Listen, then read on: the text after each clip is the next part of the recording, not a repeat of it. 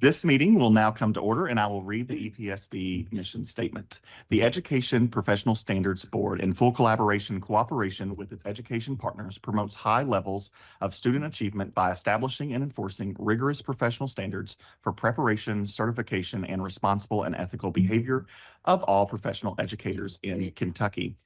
Serving as board secretary is Sharon Chesser. Ms. Chesser, please call the roll.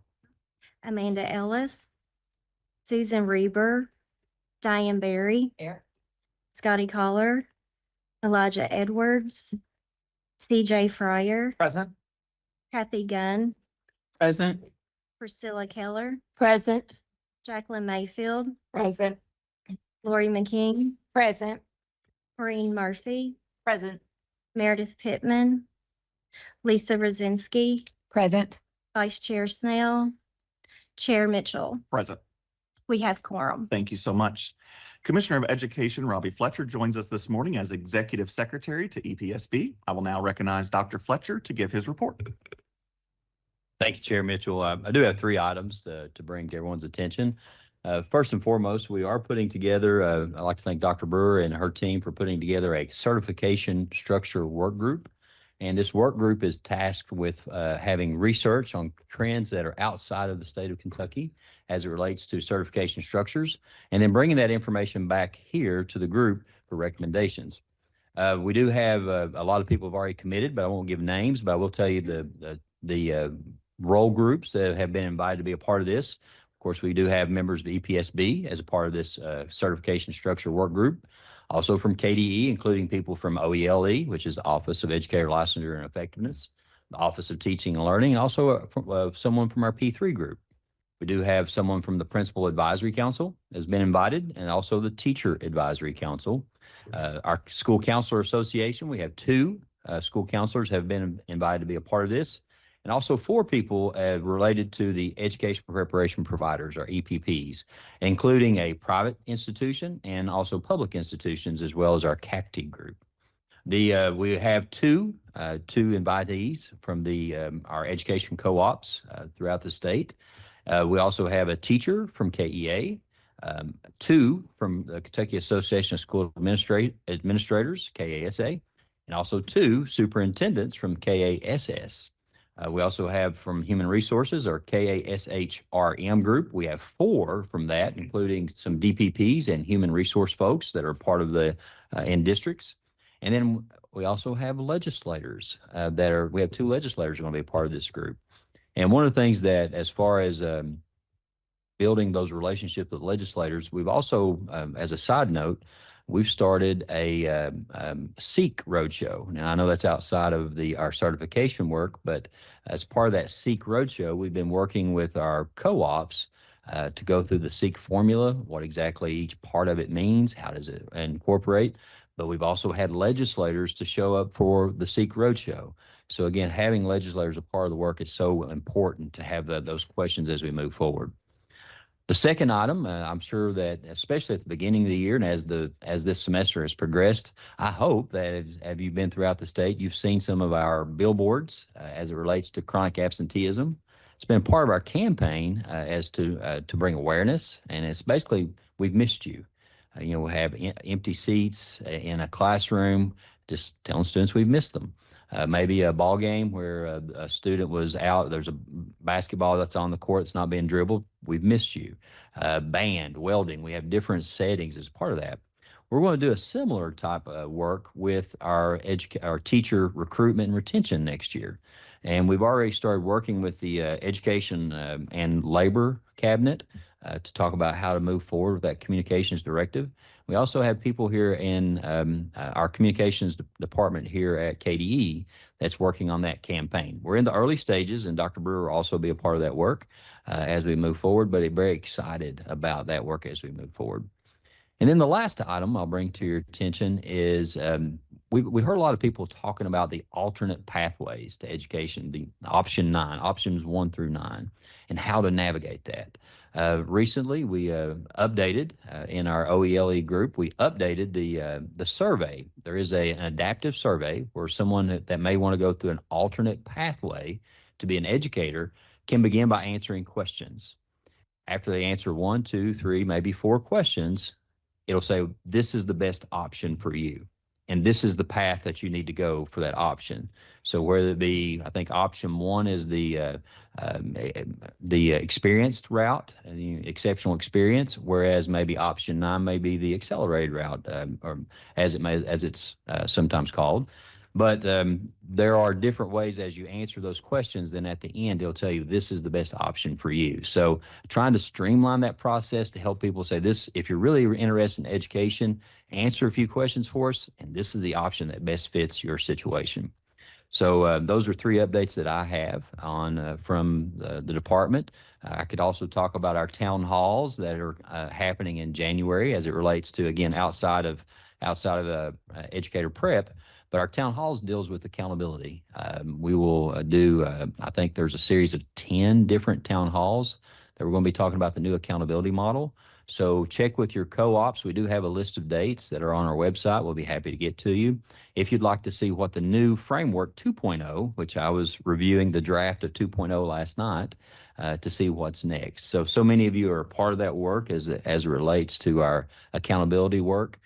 But it'll be interesting to see you if you'd have the opportunity. It'd be great to see each of you at those co-op meetings that we have that's going on. I think they start at 5 and end at 7, but it's all throughout January. So if you're close to WKEC, or if you're close to KEDC, KVEC, or any of the co-ops, OVEC, hate to start mentioning them because those directors, if you don't mention all of them, they get a little bit, no, they're great people to work with. And I will say the SEEK Roadshow and the town halls, we talk about our co-op directors are being a part of the certification structure work group. Our co-op directors have been phenomenal to work with no matter what we've asked them to do. So if you have an opportunity to thank our co-op directors, I'm sure they would appreciate it. That being said, there are other parts on here that if it pleases the chair, I'll move on with. Yes. Thank you, sir. Unfortunately, from Susan Reber had illness today, so she's not able to attend. So we keep her in your thoughts, please. And then also, too, Dr. Ellis had some personal things to come up, and so she's unable to attend today also. But we do have a report from the Office of Educator Licensure and Effectiveness from Associate Commissioner Dr. Brewer. Good morning. It's been a busy month and a half in OELE since I took the reins on November 1st. Exciting work underway and lots more to come. I did want to share that we are nearing conclusion on the KEX launch that started several years ago. So we have 2 final phases remaining for KEX. So you all are very familiar with KEX kind of from the back end side where you have all of your meeting materials. Obviously, for those who use the system to update and renew their certificates, that's a really important functionality. But we are also going to, the people seated behind me will be excited that we have Program Manager hopefully launching early next year, and that will be how they will submit for new and continuing program review. Once that is up and tested and deemed ready to go, the final phase will be sort of concluding the transfer of all of the legacy systems that we had from the old EPSB website, and then that project will just be in maintenance, which is very exciting. Also wanted to share, I know you will be talking about your goals and legislative priorities later today.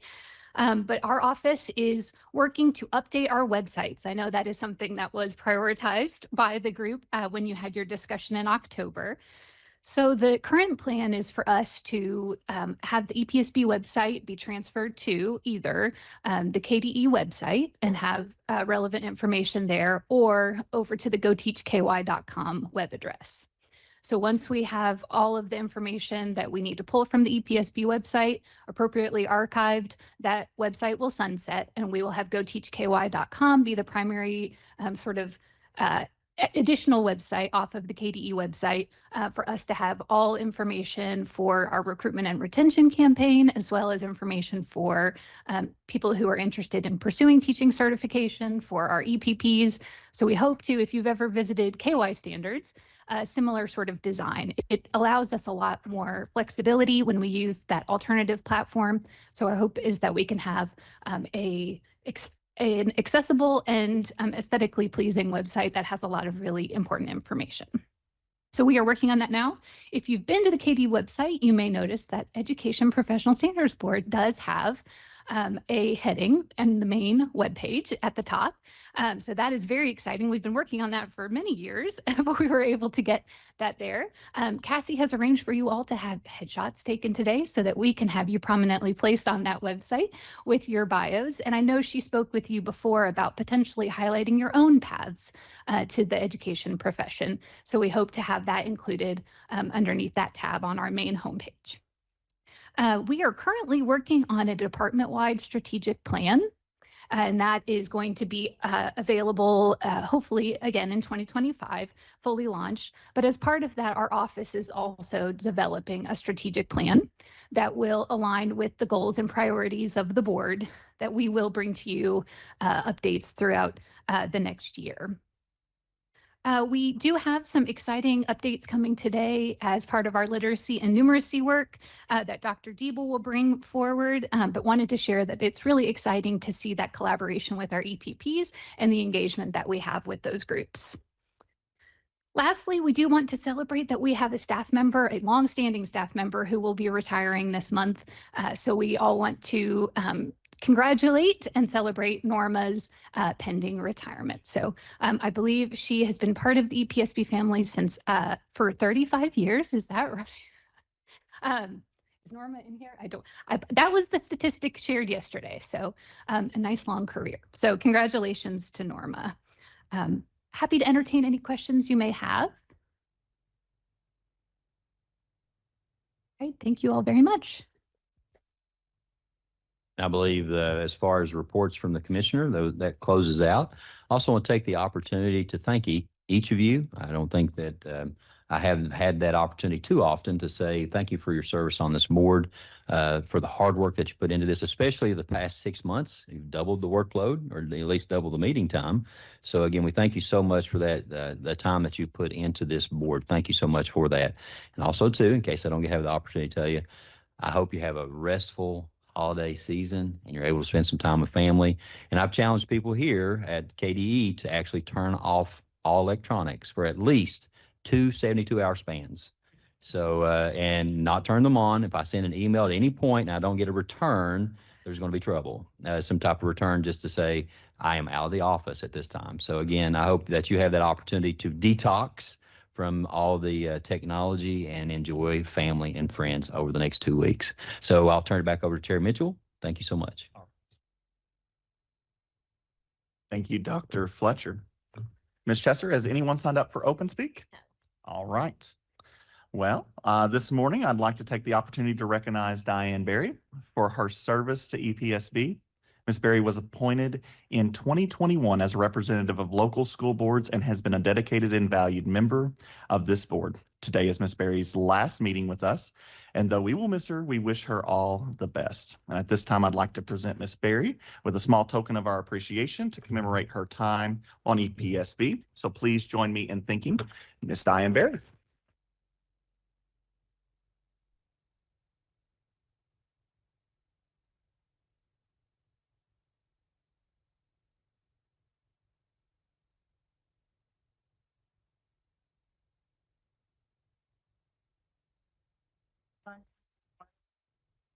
A great learning experience.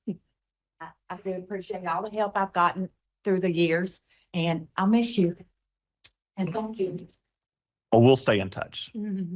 Peace. Next up is to let you know my time as EPSB chair is also coming to an end. At the February EPSB meeting, we will hold our annual chair and vice chair elections, and I encourage members to consider whether you are interested in serving in a leadership role on EPSB. So be thinking about that, and I look forward to February's meeting with you. All right, we are now moving to consent items. Items A through H are listed on the agenda as consent items, and I will give the members a moment to review the list.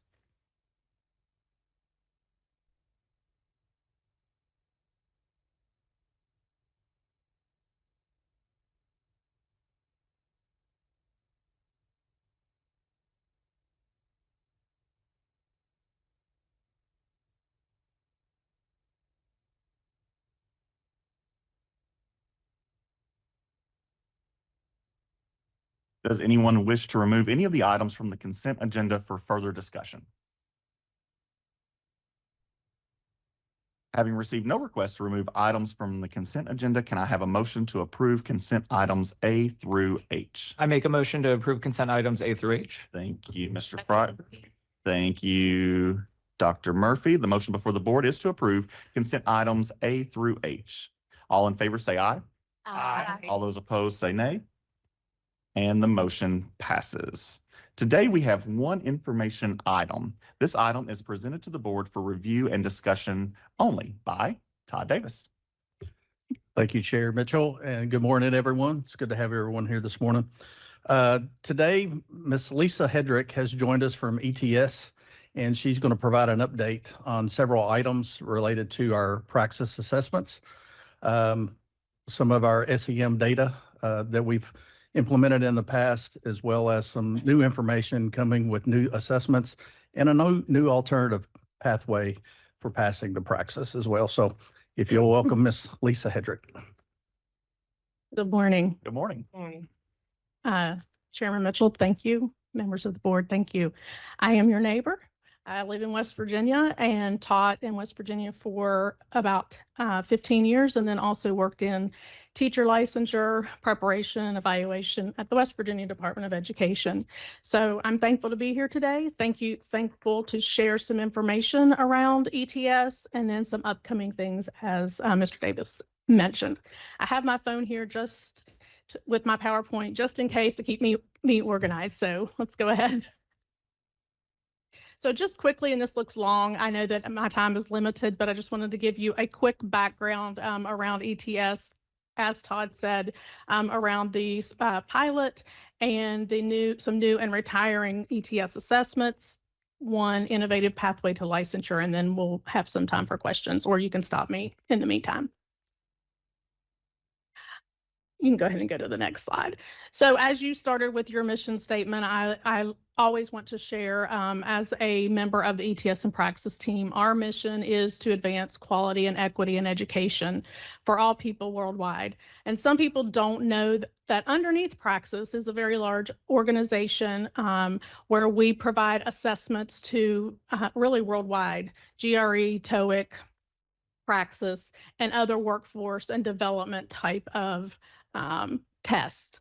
So we began in 1947 with a combination of American Council for Education, the Carnegie Foundation, as well as the College Entrance Exam Board.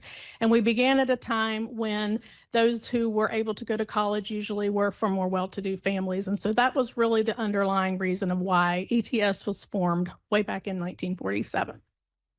So we do develop assessments, we administer and score assessments, and then we also have you can go forward. Yes, thanks. Research arm that really undergirds everything that we do at ETS. And so as we are looking at the teacher pipeline or looking at workforce issues, we have a research team that is working on information and new ways of looking at assessments and how we might measure them, moving away from just traditional pen and paper assessments.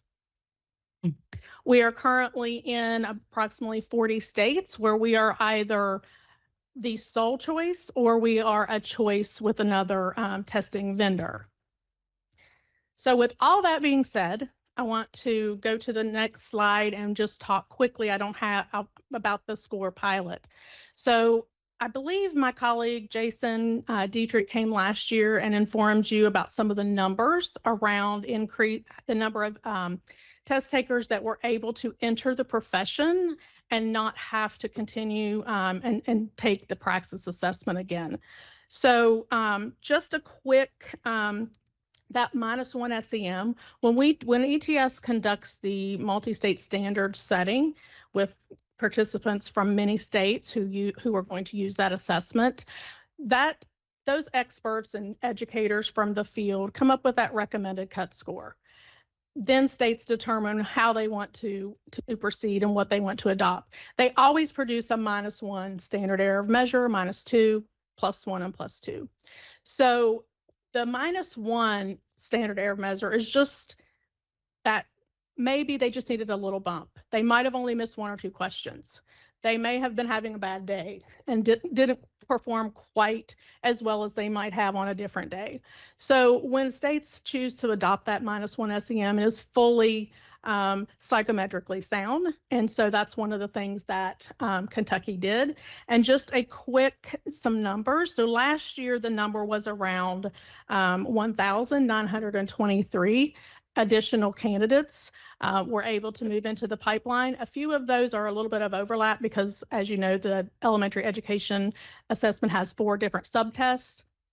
But in general, those candidates were able to then move on with the licensure process. Since last year around this time, so for 23 and 24, there's been an additional 1,500 who have been able to pass the assessment and move forward with the process. So if you have any questions about those, elementary was the largest category for test takers that were able to pass using this. And then it kind of, obviously that's the largest usually group of test takers, but I enjoy as a former educator and a person that works with Praxis to see that the opportunity that was provided with this SEM pilot. Ask a question. Yes. What was the total number of people who passed the Praxis last year? Oh, last year was around 1,900. And this year there were an additional 1,500 added to. Not using the SEM. Oh, Total.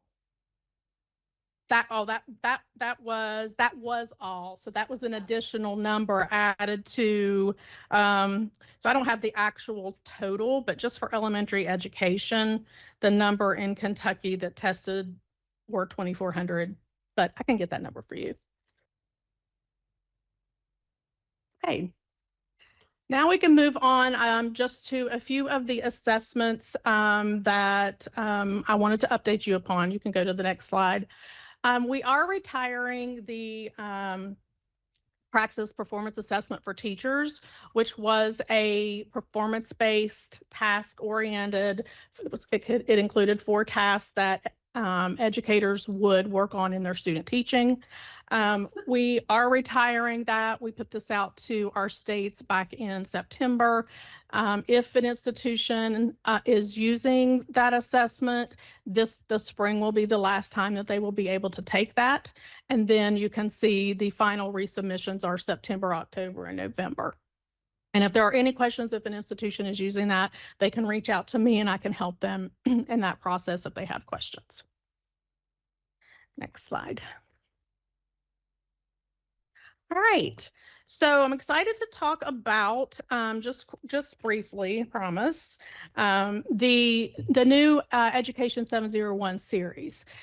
For comparison purposes, you're currently using 5001.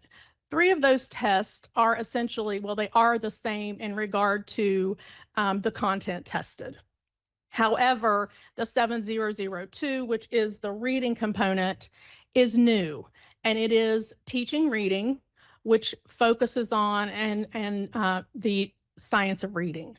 So the good thing about that is that you are currently using an additional test, 5206, I believe it is, teaching reading elementary ed.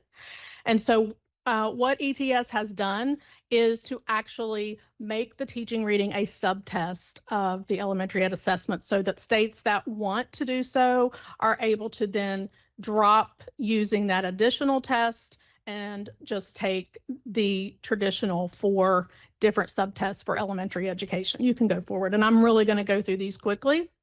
But here are, because this is the one that is new, the newest subtest, these are the content categories, the number of questions involved, and then approximate percentage. You can see that there are 5 categories: phonological and phonemic awareness and emergent literacy, phonics and decoding, vocabulary and fluency, comprehension of literacy and informational text, and then written expression, especially as it relates to reading. So those are new. And it's an option for states who are currently using the 5001 to transition to this and be able to then remove the teaching reading assessment so the students only have 1. And again, I think you have the PowerPoint. I won't go into all these, but if you do have questions, you can let me know. These are still the categories for the science subtest. We did we did remove a few of the items, pre-test items, not the true content from this test, just so that because there were minutes added in the teaching reading assessment. Okay, you can go on and pass the social studies and science into the next one. And then I just always like to include some of the states that have currently adopted this assessment. It just began in September of 2024, so I don't have any data for you around that particular piece. Really, the 7002 would be the only assessment that would be totally new. So we're waiting a little bit before I share any sort of pass rates on that with states, but those are the states that have already adopted. Next test. And we are currently in the process of also updating the early childhood education assessment. If you go to the next slide, I'm going to just quickly go through some of those pieces because I don't want to take up too much time. But the purpose of that test is designed to measure professional knowledge and skills of prospective teachers of young children, so from birth to 6th. And again, we are focusing in on ensuring that we have the teaching reading concepts as well as numeracy. So we have category 1, child observation, documentation, and learning. Category 2, child observation, documentation, and assessment. 3 is developmentally appropriate teaching practice. So there is pedagogy within this assessment. And category 4 is professionalism, family, teaching partnerships, and community connections. And then that final category 5 centers around language and literacy in the teaching of reading, as well as other academic disciplines, and numeracy falls within that particular component of that assessment. Next slide, just a quick, so you can kind of see the design timeline. We had our National Advisory Committee, which is a panel of educators and teacher prep program participants last November. The job analysis survey, which goes out to the field of teachers who actually are early childhood education teachers, went out in October of 2023. We are getting ready to have that multi-state standard setting of teaching professionals where they will decide what that recommended score is for that passing of that assessment, and it will be operational in September 2025. So that is some of the new assessments that are available relative to some of the assessments that Kentucky uses. The one thing that I'm very excited about to share with you is this new pathway. And so you can go ahead and go. I'm going to go through these really quickly. I believe you have a handout that was shared so that you could look at that more specifically and ask me any questions. But Praxis Bridge is what we are calling something that is allowing teacher candidates who have not passed a portion of a Praxis assessment to be able to retake just that portion. And I'll show you just a little bit more as we go through. You can go to the next slide.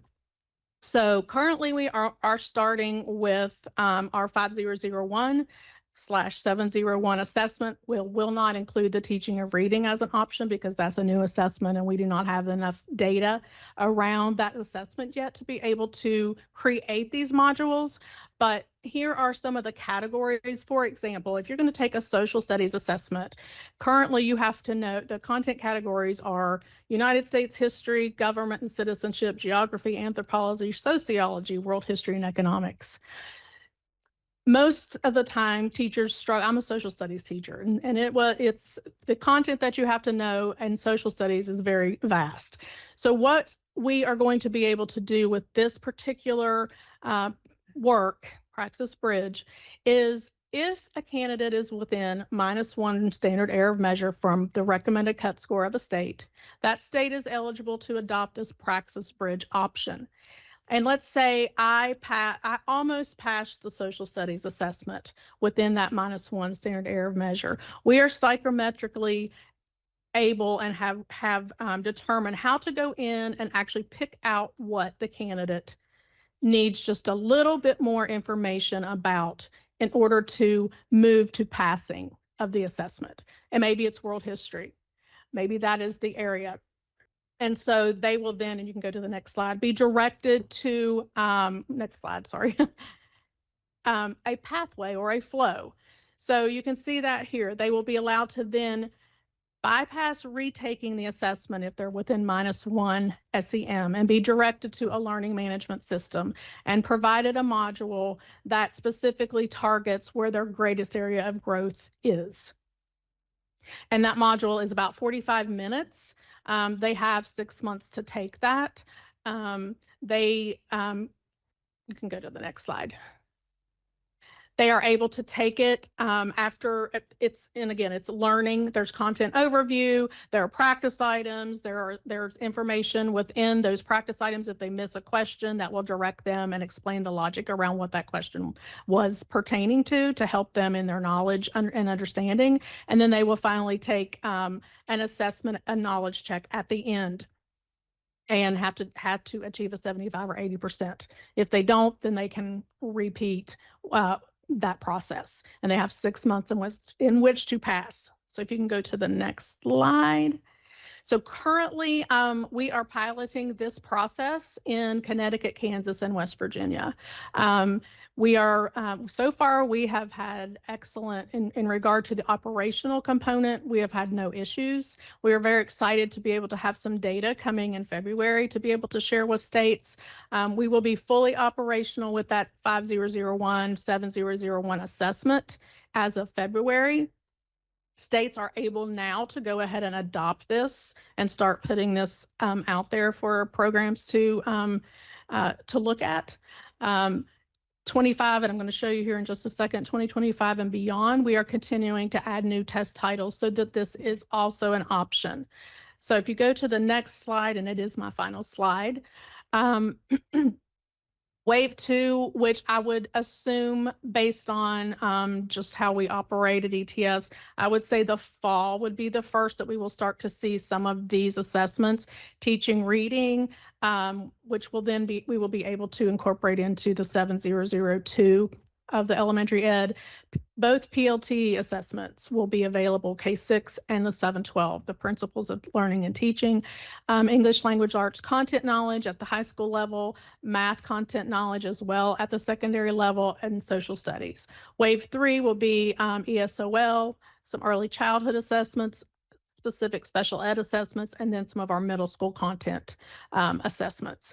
So that option will then be available for those students. And what happens, and that's just my last thing, is in the data system, it just shows that a candidate has alternatively passed. And so once they have passed whatever module it was, they will then move into the system as passed and be able to go on with their licensure process. So I know that's a lot for me to put out there, but hopefully I was clear enough. And if you do have questions.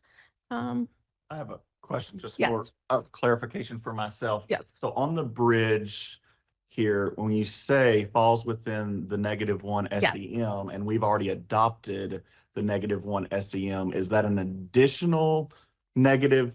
It is. -2, I guess. It is. But that is still within, and because I've kind of thought through this and had some conversations, it's still within what in that multi-state standard setting report for the, we do always give scores for -1 and -2, +1 and +2. But yes, it would be in addition to that. But it also hones in specifically on the back side. And if any of you are data experts and psychometricians, I'm happy to share, to come back and not me, someone other than me with ETS can share with you more specifically how that works. But on the back end, they're really going to know what it was that made me not be able to pass. Like, where was I struggling? And really not struggling. Where was I within 1 to 2 questions of getting over into the qualified range? But yes. Be between -1 Yeah. and -2. Yes. Finding where that is and then retaking that portion. Just the module. and in a learning management system, which to me as an educator and looking at the diversity of candidates and how some don't test as well. This just gives them a different opportunity to show what they know and are able to do. So it's like a 45-minute module that they can't just click through. There are stops and there are things that they have to do in order to be able to do that. And it's $50. It's not the full 130, 150 and they wouldn't have to go through any of the other information that they already passed anew. So there is a content check at the end, yes, in the form of a multiple choice assessment. Is there a limit to how many times they can retake this if they don't pass? Currently, no. They do have the 6 months to continue. They do the first time have to have a 75 to 85% to get through to the next level. Okay, one more question. Yes. So it is if they score between -1 and -2 in just one area, or it could be in multiple areas? It could be multiple areas. It could be. I just always keep in mind that it's a handful it's a very small number usually of questions, and it depends on the form. It's kind of that's kind of what operates in the background in regard to what form they took. Was it a more difficult form? So then that's equated normally, and it still would be, but they would be able to know really where, and looking at the numbers, and I don't have specific numbers, but listening to my colleagues, it's not been like an exorbitant amount of people. I think Connecticut possibly has about 40 that have taken this route for this particular last 2 months. Have any of them not been successful? Yes, there have been some that were not successful in actually passing the first time with the knowledge check. And then there's some that haven't even bothered to actually take advantage of the process. So if they're not successful, do they then pay another $50? No, they just haven't been successful yet. So that $50 is $50 until hopefully 6 months. for 6 months. Okay. And hopefully they are successful in that 6 months. Do you have a percentage of the people who have not been successful, and is there a demographic or ethnicity? I don't, but I can. We don't have. I'm just have anecdotal information and data just from some of the conversations that we've had internally. I am sure that we do have that on the list of things to be looking at when we start running numbers in January and February. So I will make a note of that to make sure that we have that disaggregation. And then once we do have that, I can make sure that if you consider this in the future, that we come back with that information. That they're using as a praxis platform? Oh, I do not know. But that's a great question.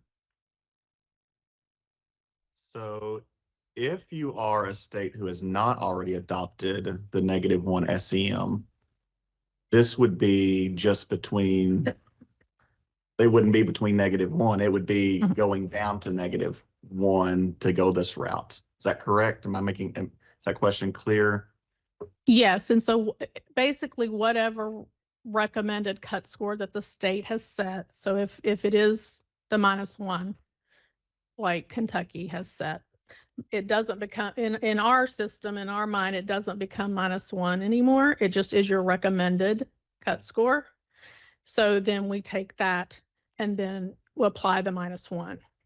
So I think the answer is yes, it's similar to the -2, but in our system and the way we are explaining it, it's still for Kentucky, your cut score now is at the -1 SEM. So it would be an additional. So just a quick question to make sure I understand Chair Mitchell's earlier question, where we said it can be multiple areas. So if I'm taking like mathematics content and I'm, in all the different subdomains, numbers and operations, maybe algebraic thinking, geometry and measurement, Yes. I could technically, in theory, be at that point in every single area and then take, there's not a limit of how many of the sections. No. Okay. You could be within -1 of the recommended cut score in each of those components and be able to. No. Okay. Yeah. The $50 fee was not as much as I was bracing myself for. Is that a total $50 fee, That though, is- to be yeah. clear? Okay. So I think to your questioning, not that we're really debating this yet, of course, just thinking ahead. And the whole, I love the idea of a person who's not necessarily a strong test taker, but would be an excellent teacher. I like that we have opportunities to create pathways and make sure that we are firming up their knowledge and ready for the classroom. But I'm kind of seeing, I think, where you're going. I feel like if we pursued this in the future, that I would want to go back to the normal scores. And then the -1 SEM is where they have the opportunity to firm up the knowledge, because I feel like we're starting to lower the standard. That wouldn't make things not accessible anymore. But I think it just continues to elevate the profession, in my humble opinion. So. And let me just, so I'm clear, when you ask about the 50, if in 4 categories, it'd be 50 for each one. So if you didn't meet it in English, I mean, we're hoping that they only are weak in one area. So for English subtest, it would be 50 if you had to. Math would be a different one, social studies and science. I more meant like the sub breakdowns of like Yeah, math. no, Okay. I just wanted to make sure I was No, clear. that was clear to me. That Okay, makes sense. thank you. TJ, your scenario Mhm. likely in the land in a -1 environment already, we're considering other, which that scenario becomes possible, but in just a break and then the 1 SEM, that scenario is unlikely because you're not going to be within 1 SEM if you have a deficit in each of the Makes subcategories, sense. right? Yeah. I would also add, just being a high school teacher, as many of us understand out there too, we would hope that the candidates that are wanting in the classroom are going to take those modules seriously and have a great experience. But we also know, in the age of the world we live in and AI, that's where I also get concerned about now a chance to be 2 SEMs down and potentially a candidate who's not taking the module seriously. So that would be thoughts, I think, for us to, as a board, consider as we look into this in the future.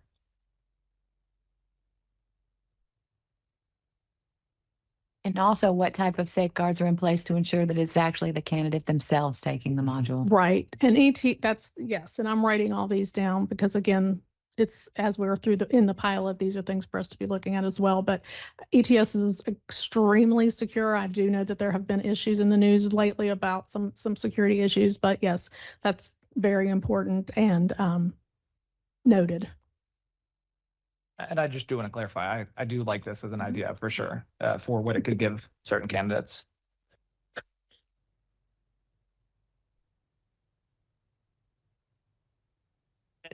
So it would be helpful to know how many candidates are falling within 1 SEM and then within 2 SEM, so we really know how many people we're talking about.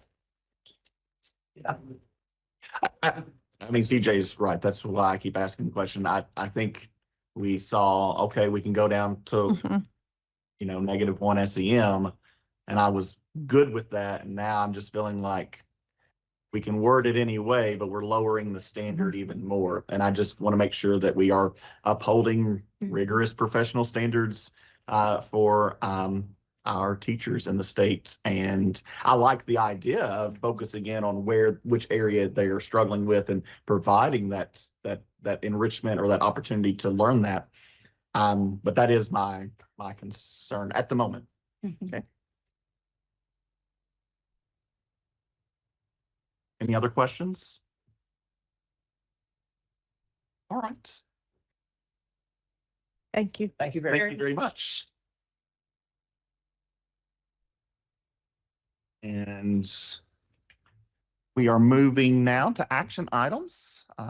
These items are presented to the board for action and will require a motion and a vote. Action item A is presented by Melissa Diebel. Hello, Oh, how are you all? Okay, we have a script, so we may repeat things that you just heard. We apologize, but if we go off script, we really get flustered. So, good morning and thank you for allowing time to listen to recommendations of the early literacy cohort and the numeracy cohort concerning the elementary and early childhood praxis requirements. We appreciate that the decision that EPSB continued Thoughtfully, consideration of these exams as legislation and program requirements have been updated. I have with me Dr. Wynn Wheeler, a member of the early literacy cohort. For anyone new, Dr. Wynn Wheeler is an assistant professor of literacy education at Bellarmine University. She teaches in the initial certification and MAED literacy programs. In 2016, she completed her doctorate at the University of Louisville in curriculum and instruction with a content focus in literacy. Her scholarships focused on writing development, instructional coaching, professional learning, and creating inclusive, equitable classroom environments. She worked in a K-12 setting for 20 years, where she spent time as an elementary classroom teacher and instructional coach. She earned national board certification as a middle childhood generalist. Recently, she became an agency trainer for cognitive coaching, and in 2023 was recognized by the Association of Independent Liberal Arts Colleges of Teacher Education with the Diversity and Inclusion Change Agent Award. She serves as co-director of the Louisville Writing Project and co-editor of the Kentucky English Bulletin, Journal of the Kentucky Council Teachers of English. To offer some background, the EPSB, through legislative action, has been tasked with maintaining a list of approved teacher preparation tests that are determined by the board to be an effective evaluation of reading instruction, knowledge, and skills by January 1st, 2024 in KRS 164.306. The ELC met in the 2023-2024 school year and made an initial recommendation to keep the Praxis 5000 series and add the Praxis Teaching Reading 5205 exam. Additionally, the IECE test was kept as it was the test that best aligned legislation at the time. However, the additional test was found to be a challenge due to costs and time involved in taking the assessment. Dr. Wheeler will now update the board concerning updated recommendations from both the ELC and the numeracy. Good morning. Morning. Good morning. Thank you for inviting me here to speak with you concerning this very important matter. As Dr. Debo stated, the ELC and the numeracy group have met this fall to look at what would be in the best interest of all students and would like to recommend that the Educational Professional Standards Board replace the Praxis Elementary Education Multiple Subject Test 5001 and the additional elementary reading 5205 with the Elementary Education Multi-Subject Test 7001 beginning September 1st, 2025.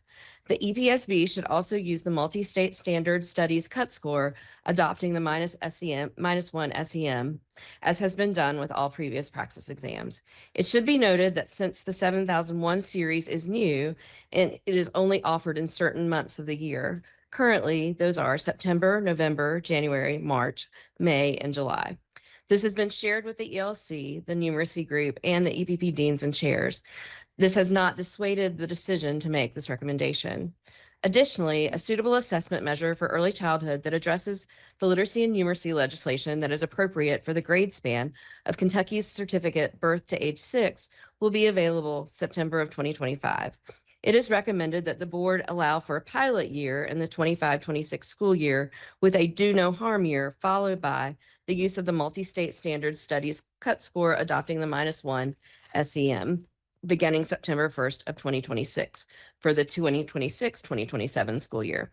A note concerning this test: Kentucky has 2 representatives on the creation of the test and 3 representatives that are reviewing the completed test. All representatives have expertise in early childhood education. I'd like to open the floor for questions.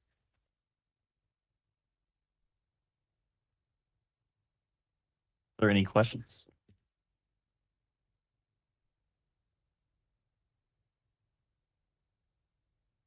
All right. Well, hearing none at this time, I will need a motion. Thank you, Dr. Murphy. Is there a second? Second. Ms. Mayfield, the motion before the board is to approve, or I'm sorry, is to adopt the recommendations of the early literacy and numeracy cohorts. Is there any discussion? Hearing none, all those in favor say aye. Aye. All those opposed say nay. And the motion passes. Thank you. Yeah, thank you. Next, we have action item B.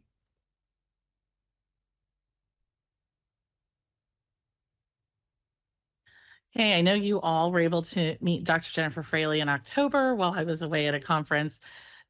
So before she makes her recommendation concerning the numeracy rubrics, I wanted to just give her a quick introduction because she's amazing. So Dr. Jennifer Fraley most recently served as the Chief Academic Officer for Carter County Schools, is a past president of the Kentucky Association of School Administrators, and is a member of the Pritchard Committee for Academic Excellence. Dr. Fraley also served the southeastern part of the state as the professional learning lead for Kentucky Valley Educational Cooperative in Hazard. She previously worked in the KDE Office of Teaching and Learning from 2000 to 2008 as a branch manager. Fraley received her bachelor's degree in education from University of Louisville, a master's degree in rank 1 in education leadership from Morehead State University, and has a doctorate degree in education administration from the University of Cumberland. To offer some background, the EPSB, through legislative action, has been tasked with developing an evaluation rubric for observing teacher candidates with a focus on mathematics content and pedagogical knowledge by January 1st, 2025, in accordance with KRS 164.3061. I will now hand it over to Dr. Fraley to discuss the recommendations. Thank you very much, Dr. Diebel. Thank you for having me back. It's good to see you all again. And thank you for inviting me here to speak with you about the work that's been going on around the mathematics rubrics. We talked about that briefly in our session when I was with you last time. So as Dr. Diebel stated, the numeracy work group has met in August, September, October, and November 2024 to discuss the various mathematics content and pedagogy rubrics that we were considering as options from various members. The following rubrics were considered in this comprehensive review. So we have the Kentucky Mathematics Innovation Tool, which you will know probably as the KMIT, the Kentucky Instructional Practice Guide, which is the Kentucky IPG, the TNTP Observation Rubric, which is the New Teacher Project, the Mathematics Classroom Observation Protocol for Practices. You know, someone around math has to get the squared in there. So we have the MCOP squared, the Reformed Teaching Observation Protocol, the RTOP, the Oregon Collaborative for Excellence in the Preparation of Teachers, the OSEPT, and the BPC rubric, which comes from the National Institute for Excellence in Teaching, the NIET Best Practice Center. So that's a lot of letters that I've just read, but from there, a protocol sheet was developed to really look at the intent of the legislation. So we reviewed those. We looked at things such as, of course, their name, their purpose, and their summary, their source. How does the tool meet the intent of that legislation with the focus on math content and pedagogical knowledge?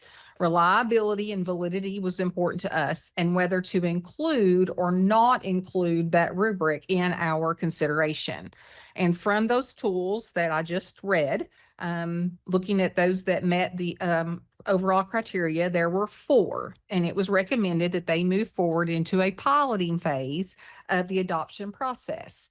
So what we're proposing is that each instrument will be piloted by math faculty, and data will be collected on several factors around those rubrics. What works well, what does not, how long does it take to complete, how does it fit in or align and support with the general student teaching rubric your institution uses for accreditation, how much training will be required for general university supervisor to use it correctly. And then after we pilot that and we collect that data, we will make further recommendations, and all data will be shared with EPSB in the spring of 2025. I think this is a very thoughtful and intentional approach to this work. So at this time, we would like to recommend that the Education Professional Standards Board should approve the following mathematics content and pedagogy rubrics to be piloted in the spring of 2025. And those are the Kentucky Mathematics Innovation Tool, the KMIT, the Kentucky Instructional Practice Guide, the Kentucky IPG, the New Teacher Project Math Observation Protocol, and the Mathematics Classroom Observational Protocol for Practices, the MCOP squared. So with that recommendation, we will take any questions that you might have. How long do you anticipate the pilot? You know, how long will you do the pilot program? I think we're planning on the spring semester. Just a semester? And we do have some experiences with some of these because some of these are rubrics that we actually use in K-12. So the KMIT and the IPG and the TNTP are ones that we do have some experience with. And I think there are several universities in Kentucky who do use the MCOP squared. So it's not a unfamiliar rubric either. I'll just say, as one of the math teachers on the board, I think everything looks fantastic. I'm happy, of course, particularly like in KMIT to see some Jenny Bay Williams work featured and principles to actions from NCTM. So everything is speaking my language and looks great. And I feel like we may have talked about this previously. I don't know if it was in the KCTM session that we were together on or at one of our previous board meetings, but like as people, as observers, right, are actually implementing these. I'm thinking some of our not certified in math friends, what training do they like? Because I'm nervous about just, these are great tools, but just being like, okay, principal who has not a math background, here's this rubric we're going to use. And I'm worried about the authentic feedback that teacher is going to get without proper training. So if you can kind of talk to that So plan. these rubrics have a lot of front matter with them that help explain some of those practices that we're looking for. We definitely want to make sure that we are supporting teachers not only in the Kentucky academic standards for mathematics, but also those standards for mathematical practice and those effective math teaching practices. So there's a lot of front matter that goes along with that. But I do think that as we go through this pilot and we see what those training needs are, I think then we will be better prepared to provide that professional learning and support. There's not a single initiative that we take on that's not going to require some level of professional learning. And I think by going forward in a pilot, that helps us then to know what those needs are and be better prepared to meet them. And so, with any of these four are selected, or even if we select a combination of them, we would be prepared to provide that professional learning and support for folks moving forward, whether it be an online module, whether it be a face-to-face module, a combination of those. But we have lots of folks who are trained in using these. The KMIT is used all across our state with our MAF schools. So we have a lot of support there too. So, I think it's wonderful that folks would be getting training in these tools and be able to use them thoughtfully to provide that actionable feedback to these folks around mathematics. So I think, CJ, I think that's a wonderful question. And we do want to provide that professional learning and support so folks can be successful with them.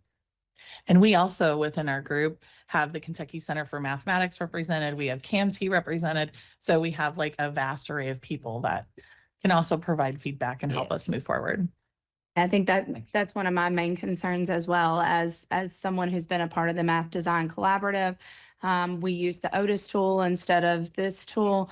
And just the calibration of district folks who are non-math teachers coming into the room, seeing things, I think is important for current teachers, but then also for the EPPs with, students being trained. I have more than I would like to have clinical educators who come in who don't understand what math needs to look like. And I hope that there is some training from the EPPs as far as the math practices being as important as the standards and what does that look like. That would be part of my hope and desire is that calibration and training goes along with it. I think that's a wonderful point, the calibration point. I've been around a while and I've been around for a lot of implementation of frameworks. And a lot of times it really doesn't matter what the framework is. Yes. It's the common language and the calibration. And I think that is a very important point to lift out and make sure that, we capture that throughout this pilot and that we're able to make decisions based on that. So it's a good point. I'd like to ask a question about the pilot, more specifically, the specific time period. Spring academic term is different for a lot of different people. And then what comes next? What are the benchmarks that you're looking for in this pilot? And then what are the next steps that happen before this may be rolled out?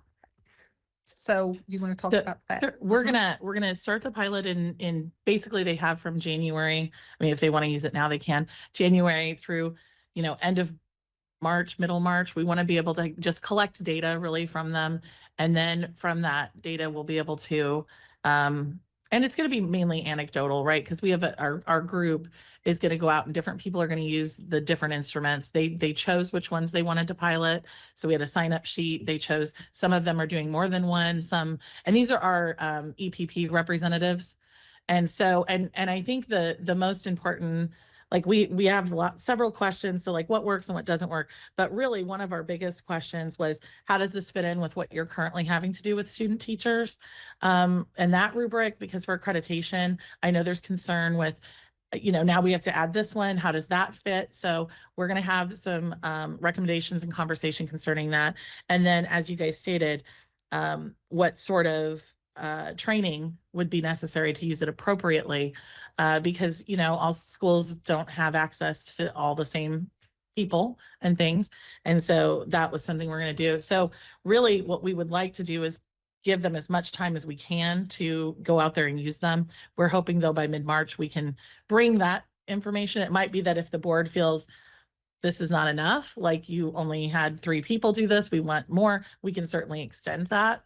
But we want to be very purposeful in what we choose is something that's going to fit what legislatively needs to, but also what the working group, we want everybody to feel good if we can about it. So does that help? Okay. So April, we should have an update with you and we'll type it up in like a little formal report.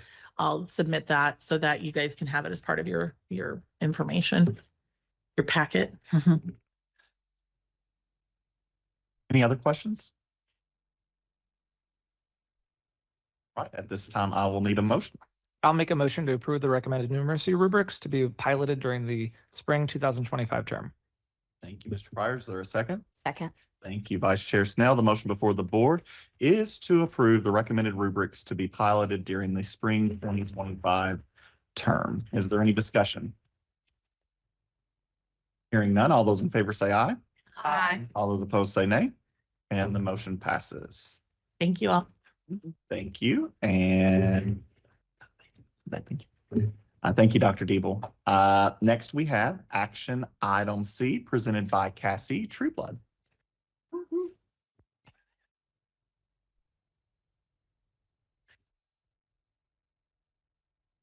We're just all moving around right now. So we have action item C before you. That's going to start on page 65 of your agenda book. And I also have Brian Perry here with me, who is the Kentucky Department of Education's Director of Government Relations. He gets to spend a lot of time across the river at the Capitol. But with the goals and priorities, those documents starting on page 67 is your goals and 68 of the priorities. These do mirror the goals that the board created in the fall of 2023. At the October meeting, you discussed these further, and we did make some changes to that, really around reordering those along with the discussion. And then as Dr. Brewer mentioned, under the communications goal, we have also provided some more specific language about that priority of updating the website. If the goals are approved today, then in the February meeting, we will work to bring you a strategic plan with more of those action steps and timelines under each of those goals. With the legislative priorities, these do also closely reflect the priorities that you had for the previous legislative session, with some changes. We do have priorities under ensuring ethical educators, mentoring and induction, financial incentives, elevating the profession, and then that statutory cleanup. And one new addition that was not discussed by the board at the October meeting, but was actually brought to us in between meetings, is under that statutory cleanup around the membership on the board, specifically with the private post-secondary representative. The language that is currently in the statute differs between your publics and your private, whereas the publics, it states, shall be the dean of the College of Education. The private, it says, is the chief academic officer, which the Association for the Independent Kentucky Colleges and Universities reached out and stated that they would like to see that language changed. to have someone that is more aligned to the preparation program. So something along the leader of those preparation programs to help with the turnover and just ensure that that representative is aware of the work of the board. And so are there any questions about the goals or the priorities? And then Brian, anything you want to? Yeah. If you want to go ahead and vote, I can do that part later. Go Are ahead. there any questions or comments about? I would just like to thank everyone for listening to what we said. That was a very great, robust discussion about collectively where we want to see the board go. And so what I've read over really, I think, captured that in the spirit of what we were trying to do. I just want to thank you all for your hard work on that. Any other questions? And then, so Dr. Brewer had asked that I just kind of give a quick update on some of the things happening around these proposed priorities. And so I think that we're very likely to see Chair Tipton in the House refile his teacher misconduct bill. So under that, ensuring ethical educators. Clearly, this is targeted at a very small minority of educators, but this bill, I think this will be the third session, so not unusual for this. What is a little unusual is it passed both chambers last session with 0 nay votes. Just ran out of time for concurrence, I think, in the Senate with some amendments. So very likely to see that bill come back and I think reach the governor's desk this go round. So under mentoring and induction, I think we're going to see a fix related to the Title II language. That was just an unintended consequence, something that happens a little too often. But I think they're aware of it, and I think we'll see a fix for that this session. So that's good. We've also been having just a lot of general conversations about the importance of mentoring. Specifically, I think recognizing that with all of the alternative certification routes now, there's a growing need to have strong mentoring options available for students coming from non-traditional pathways.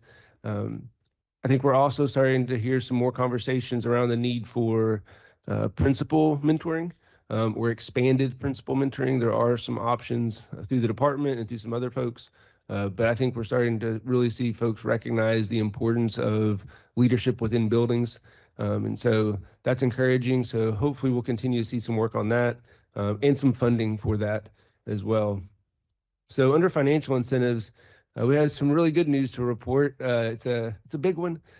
So at their November meeting, the KWIB moved based on data to change the top 5 demand sectors by taking out transportation and putting in education. So this is a really big deal in that it opens the door to the Work Ready Kentucky Scholarship. So that scholarship has been around now for a number of years. It's only for pathways that lead to certification, diplomas, or an associate's degree within those 5 demand fields. So, and it's an applied associates, right? So an AAS.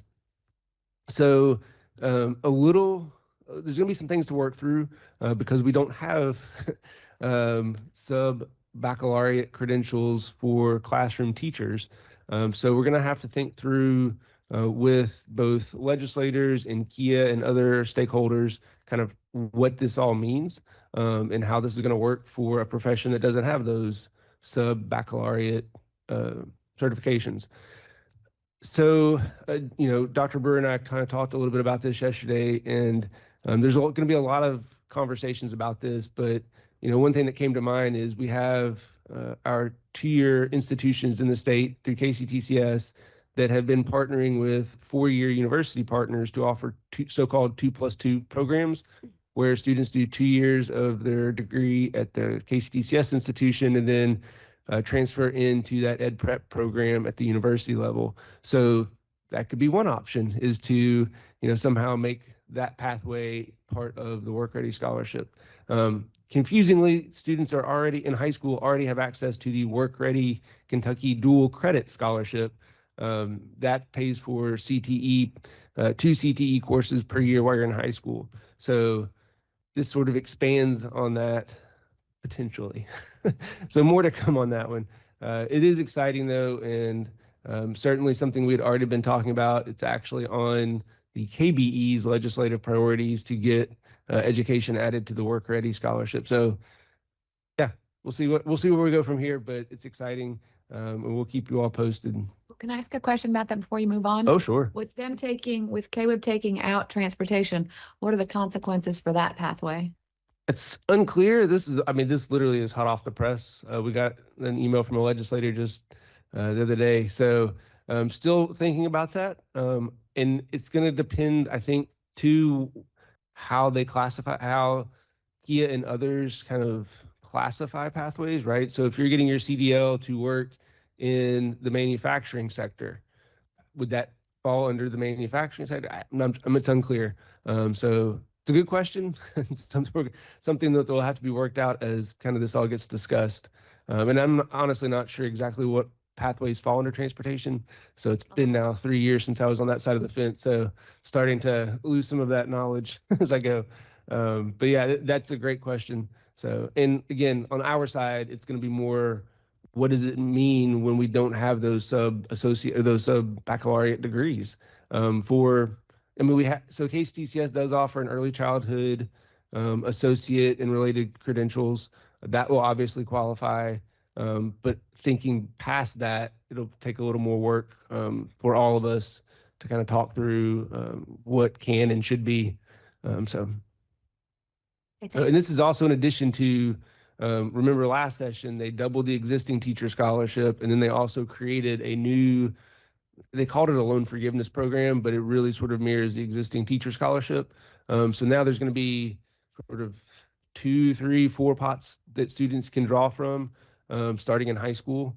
So Dr. Brewer's office will have some work ahead of them to kind of help students understand, what the pathways look like and how to maximize all of these scholarship options, as well as for a lot of our students, after high school, tapping into the Pell Grant and other opportunities at the federal level. So yeah, I think Dr. Brewer and her team will kind of work through all of this and start to put together some, tools for students to help understand, how do you maximize all of these opportunities so that you can work your way into the classroom with a bachelor's degree at the lowest possible cost. I had a question about the previous versions of Chair Tipton's bill. Sure. Were there any,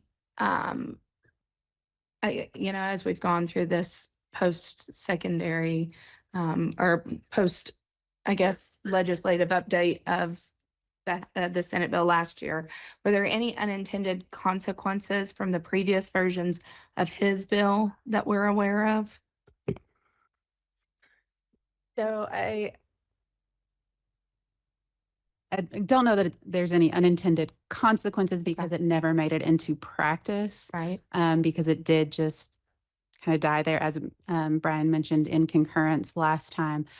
We did in the first iteration of that bill, there was a lot of pushback from superintendents about the burden that was placed on districts without additional resources.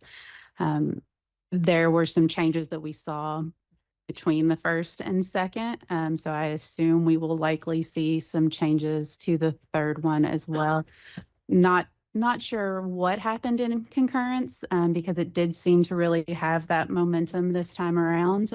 So like Brian said, I think we're very likely to see it again in 2025. For this board, the last portion of that was really making sure that there was a process in place by which superintendents could do those records checks on new hires, people coming to their district. The main purpose behind that bill was to avoid those scenarios where somebody has trouble in District A and District A just quietly lets them resign and they end up in District B and it happens again. And so there's actually federal law around that as well, and it was helping to implement that. I did see that Kentucky Youth Advocates, Mr. Burke says that's one of their main legislative priorities, I believe, this session as well, is partnering up with Chair Tipton and trying to get that through. So seeing as how that's one of our top legislative priorities, I hope that is something that we can help facilitate that conversation. And then I just have a couple things I wanted to mention under elevating the profession. Oh, sure. Go on, Yeah, sorry. sorry. Wanted to put this into the ethos on the funding for the scholarship and implementing that for the educator pathway. I just want to really encourage everybody to think about it at the course level. I think when we have so many different types of institutions in the Commonwealth that are strength-based and serving different areas in different ways, that if we keep it at that course level and really consider courses towards pathway, we kind of get out of, we put educators first as opposed to putting types of institutions and funding models and all those kinds of things. And I know it can get wonky and I know it can get very political, but I just wanted to put that out there, and that if we focus on the students and the courses, I think we'll have a good, clear path forward. So. Yeah, that's good. That's good to mention. And the other thing about the Work Ready that I want to emphasize is that there's no strings attached, right? So unlike the existing teacher scholarship, which is a conversion scholarship, and has some strings attached to it, Work Ready is just, it's much more like the Pell Grant. If you're in those pathways that qualify, it is free money with no strings attached. So hopefully we can get there with all of our stakeholders. So in elevating the profession, a couple of things that I wanted to mention. You may have seen some discussion in the last month or so about eliminating the praxis, not just getting going to a -1 or -2 SEM, but just eliminating it as a requirement altogether. It's quite possible we will see a bill get filed this session about that. I'm not sure what the appetite is on that at this point, but don't be surprised if we see that bill drop and probably see it at the very least get heard in committee for discussion. So just want to put that out there. We've also started to have some conversations around expanding ways that certified staff coming in from out of state can receive their Kentucky certification. So we are part of the Teacher Mobility Compact. That was a DoD driven initiative. And so I wanted to mention that we've not heard from our military counterparts in town about any issues they have regarding that. So yeah, I don't know what the appetite would be broadly, but we are having some conversations with folks about those. What would it look like if we did try to expand some options for those folks coming in from out of state? We do continue to remind folks about the standards of the profession and being wary of continuing to lower those standards. So just wanted to put those out there. We likely will have those conversations continue. We may see some legislation filed regarding those, and we'll keep you all informed. Any other questions before we vote? I know we'll have any discussion section here in a second too, but any other comments? At this time, I'll need a motion for action item C. I make the motion to approve action item C. Ms. Second. Mayfield. And thank you, Dr. Murphy, for the second. The motion before the board is to approve the EPSB goals and legislative priorities. Is there any discussion? Hearing none, all those in favor say aye. Aye. All those opposed say nay. And the motion passes. Thank you all. The board is now ready to review waiver request KRS 1610281N and provides that the board has the authority to waive its administrative regulations when a request is submitted by an applicant for certification, a post-secondary institution, or a superintendent of a local school board or school district. When requesting a waiver, the requesting party must submit to the board a written request along with appropriate justification for the waiver. EPSB staff reviewed the waivers with the EPSB Waiver Committee during an open meeting immediately prior to this meeting, and the Waiver Committee formulated recommendations. Sharon Salzman will present the waiver request to the board, and the Waiver Committee Chair Kathy Gunn will present the committee's recommendation for final action, starting with waiver A. Good morning. Good morning. Good morning. This one was submitted by the Office of Career and Technical Education on behalf of Ingram Warren, an engineering teacher. He was hired in January of 2021. He completed the New Teacher Institute, started working on the degree requirements. He has completed 160 hours of Project Lead the Way training and is currently working to get 3 hours of blueprint reading credit, but will not meet the required 6 credit hours when his certificate expires in December. He does not plan on returning for the 25-26 school year, and the school would like to be able to renew his one-year provisional certificate with only 3 credit hours to allow uninterrupted instruction. So OCT is requesting that the EPSB waive the requirement of 6 credit hours and issue the one-year provisional certificate. And Ms. Gunn, what's the recommendation? The waiver committee reviewed the waiver request submitted by the Office of Career and Technical Education. The committee found exceptional circumstances justifying the waiver. Therefore, the committee recommends that the EPSB grant the waiver. Thank you, Ms. Gunn. At this time, I will need a motion. Make a motion to approve the waiver. Thank you, Mr. Fryer. Is there a second? Second. Thank you, Ms. McKeon. The motion before the board is to approve 16 KAR 2020 request to waive renewal requirements for provisional occupation-based career and technical education certificate for Ingram Warren. Is there any discussion? Hearing none, all those in favor say aye. All those opposed say nay. And the motion passes. Next, we have waiver B. This one was submitted from Warren County Schools, and they have been unsuccessful in finding qualified teachers for a chemistry position. The district states that chemistry is a critical shortage area and there were no applicants. This candidate does plan to enroll in an Option 6 program in the spring, and the district is providing the candidate with resources to assist. The district states that this candidate is working diligently with his mentors to ensure he is providing quality education. So the district is requesting that the EPSB waive the required GPA and issue an emergency certificate. Thank you, Ms. Gunn. This one's on page 71, if anyone wants to know where it starts. The waiver committee reviewed the waiver request and supporting documentation submitted by the Warren County Schools. The committee found exceptional circumstances justifying the waiver. Therefore, the committee recommends that EPSB grant the waiver. Thank you, Ms. Gunn. This time I will need a motion. Motion. Thank you, Ms. Keller. Is there a second? Second. Thank you, Captain Rosinski. The motion before the board is to approve 16 KAR 2120, a request to waive emergency certificate requirements for Warren County Schools. Is there any discussion? Hearing none, all those in favor say aye. All those opposed say nay. And the motion passes. Last, we have waiver C. This one was submitted by Mary Tellick. She currently holds Kentucky certification for teaching middle grades math, exceptional children hearing impaired, and interdisciplinary early childhood education. She also holds a teacher leader endorsement. She took the special education core knowledge and applications 5354 praxis in April 2017 when she obtained her hearing impaired certification. The EPSB now requires special education foundational knowledge 5355 test for both hearing impaired and LBD certification. She has recently completed a preparation program for LBD certification, has 8 years of teaching experience in special ed. She is asking the EPSB to allow her previous special education praxis 2 score to qualify for issuance of the LBD certificate since it is within the 10-year recency period. And this test that she took is similar to the one we currently require. Thank you, Ms. Gunn. The waiver committee reviewed the waiver request and supporting documentation. The committee found exceptional circumstances justifying the waiver. Therefore, the committee recommends that the EPSB grant the waiver. Thank you, Ms. Gunn. At this time, I'll need a motion.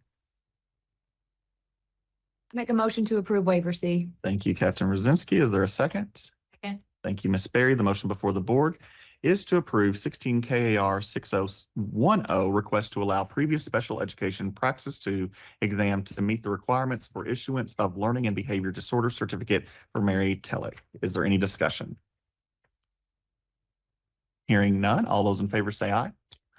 All those opposed say nay, and the motion passes. Oh, I think you're still with me here. I'm still here. We have 2 alternative routes for certification applications. These applicants are pursuing the option 1 exceptional work experience route to certification. This is one of the alternative routes established by the legislature in KRS 161048. An applicant with exceptional work experience must have a bachelor's or graduate degree meeting minimum GPA requirements and an academic major or a passing score on the academic content assessment in the area in which certification is being sought. The board will need to determine if the applicant's work experience constitutes exceptional work experience, starting with A. Right, this one was submitted by Christy Otten.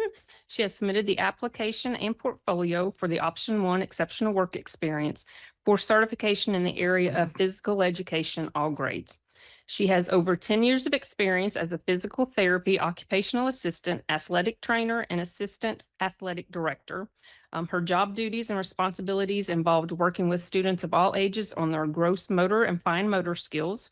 She had to create therapy sessions to teach the children how to write, color, use scissors, pencils, and do hand strengthening exercises.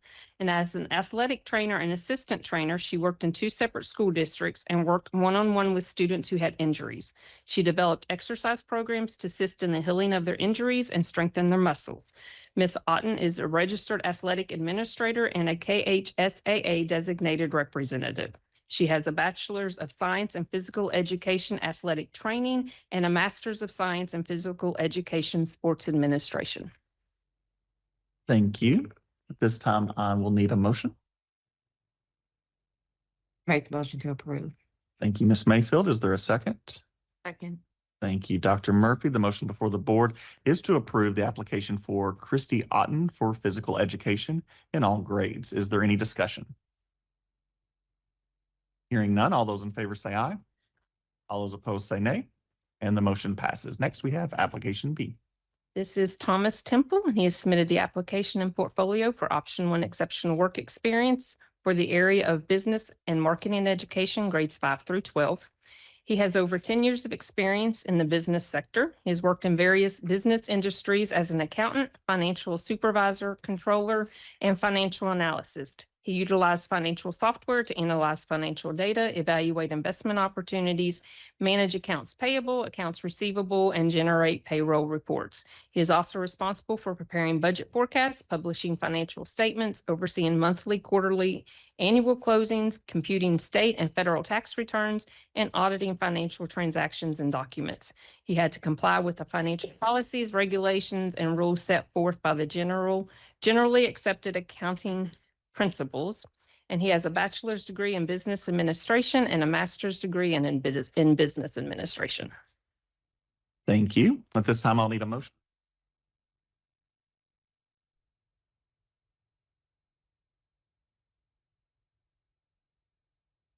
It was sort of at the same time. All right, rescinded. Go for it. My question is, this individual is currently a chemistry teacher on an emergency certification teaching general and advanced chemistry at South Oldham and is now requesting a waiver for business and marketing. Correct? I just needed that clarification. Thank you. Any other clarifying questions? So not requesting a waiver, requesting to be certified. Thank you. A work experience. The transcripts were issued straight to EPSB from these institutions. Is that right? Typically, they come through the clearinghouse.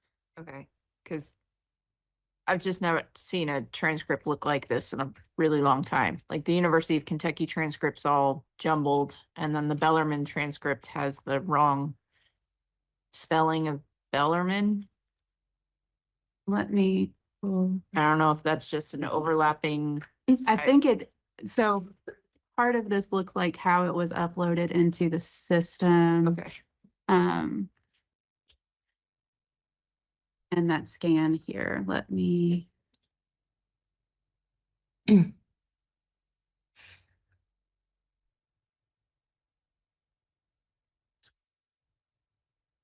I can also check and see how it looks in Kex and see. Because on the Webster one, transcript is misspelled as well. If you look at the top of the the one that's misspelled, it says this is a true copy of a record on file, and that does have Bellarmine University spelled correctly, so I'm not sure. Very good catch. The UK one at the bottom, it also says transcripts are misspelled as well. But these were uploaded by staff or that came directly from. I just can't even read those.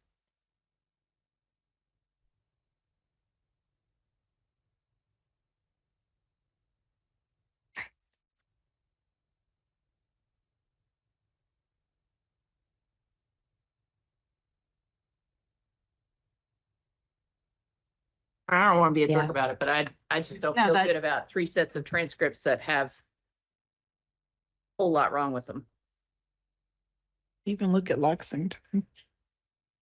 Has a 10 in it. That's weird. And I'm just downloading both of these from the system directly to see if it was our error in the way that the materials were pulled. Sharon, while Cassie's looking this up, Sure. like how timely would the decision on this one be? Like, would we have the option to defer to a future meeting? Or is this like a timely situation for the district or? Not to put you on the spot, sorry. No, you're fine. I am feeling slightly uncomfortable at the moment, moving forward with this. I don't know that it's time sensitive. I mean, if we wanted to hold off until the next meeting in February, I mean, that's an option for you all. Just getting a second pair of eyes here. This glare is also really great from this window. So this is what they're seeing in there. This right And here then looks like there was a piece of paper Here is the actual one when you photocopy. Yes. being created. Like you It put went something into on a top of Word it and document. photocopied it. Yep. Yeah. Okay. But those are, see, that's an official one. And then this is the UK one. So it appears that the. Okay, so thank you all very much for catching that and being very thorough in your review of these materials. Dr. Brewer and I just were looking at the ones directly from the system, and I think what has occurred here is that the change between what's in the system and the materials you have before you is when it was all compiled together to have the resume, the transcripts, and as our consultant was redacting some of that information, it went into a Word document back to a PDF. And so those things that you were seeing in the materials were actually added in that process. What is in here are correct spellings and correct transcripts. Spelled right. It was simply So we're saying the staff it- redaction process. Yes, where the it was typos just happen, not- in the okay. development of the materials that there were changes to those transcripts. I apologize for that. We will make sure to check that a little closer with your next set of applications. I mean, if someone was trying to pull a fast one through us, they didn't do a good job. So I believe that account of the story. So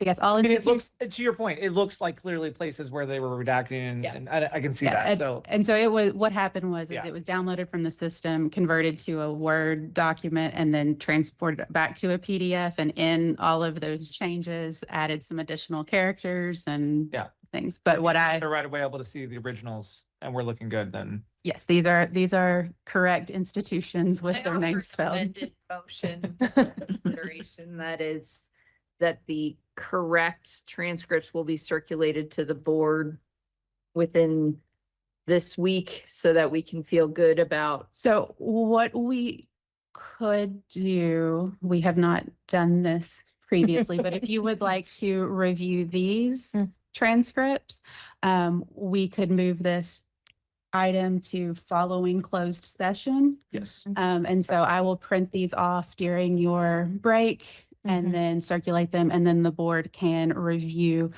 alternative route application B when we come back from closed session. That'd be great. Thank you. So we are moving past B, and that is it of alternative route applications for now. Thank you so much.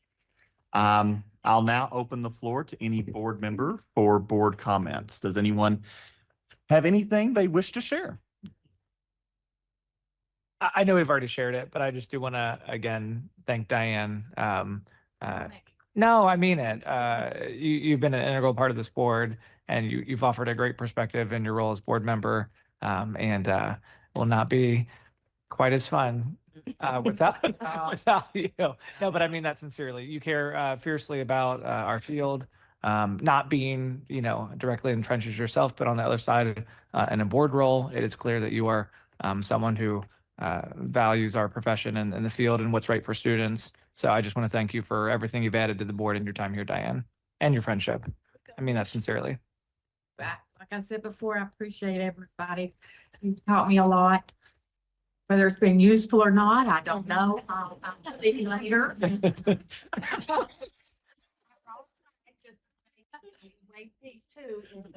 In our meetings. So I thank you all. Been very enjoyable and getting to know you all and to know the inner works of what this board does. I appreciate it. Thank you. I'll just second what my colleague said. You're a staunch advocate for professionalism and transparency and always doing what is in the best interest of children, even though sometimes that is hard. And I just want to thank you. I've learned a lot from you. Appreciate it. Any other board comments at this time? All right, Sorry, one last Yep. thing. go for it. The task force that Dr. Fletcher gave us the update on, do we have, I know we talked timelines at the last meeting. I may have missed that, and if I did, I apologize, but do we know when to expect, like, first meetings, next updates? I don't know. I think I had heard that it was towards the end of January would be the goal for the first meeting. Okay, great. So at our February meeting, we might I have, think this will be a standing item in the updates cool. that Dr. Brewer is providing to you at the Wonderful. full meetings, just an update on where that work is. perfect, thank you. Any other comments?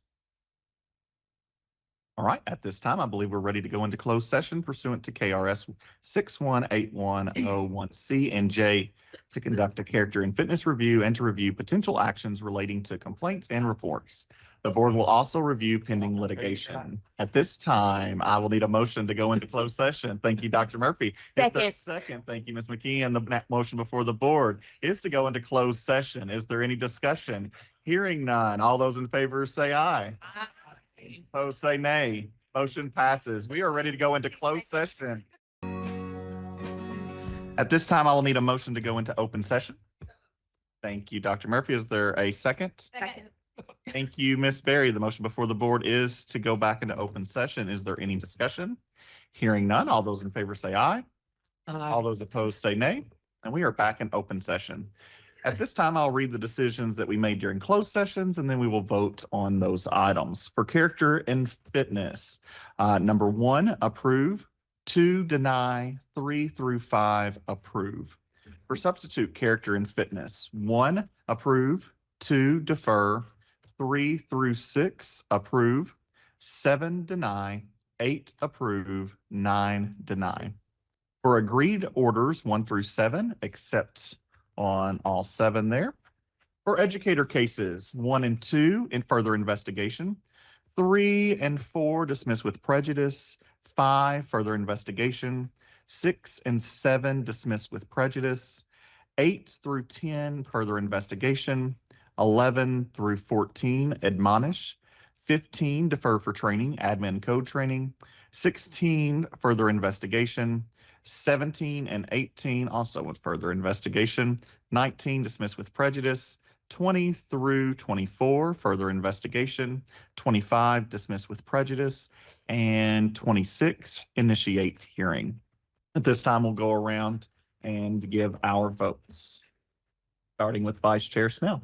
Agree to all. Lisa Rudzinski, agree to all. CJ Fryer, agree to all. Lori McCann, agree to all. Jacqueline Mayfield, agree to all. Corinne Murphy, agree to all. Diane Berry, agree to all. Kathy Gunn, I recuse myself on agreed order number 2, and for the rest, I agree. Priscilla Keller, agree to all. Justin Mitchell, agree to all. At this time, we will go back to alternative route certification application B. Thomas Temple, is there a motion to approve, or I guess, is there a motion on Thomas Temple's application for alternative route? Thank you, Dr. Murphy. Is there a second? Second. Thank you, Ms. Keller. The motion before the board is to approve Thomas Temple's business and marketing education application for grades 5 through 12. Is there any discussion? I just want to say thank you for Yes. following up and getting us the materials so we could feel good about it. Agreed. Any other discussion? Hearing none, all those in favor say aye. Aye. All those opposed say nay, and the motion passes. At this time, I'll need a motion to adjourn. Make a motion to adjourn. Thank you, Vice Chair Snell. Is there a second? Thank you, Ms. Berry. The motion before the board is to adjourn. Is there any discussion? Hearing none, all those in favor say aye.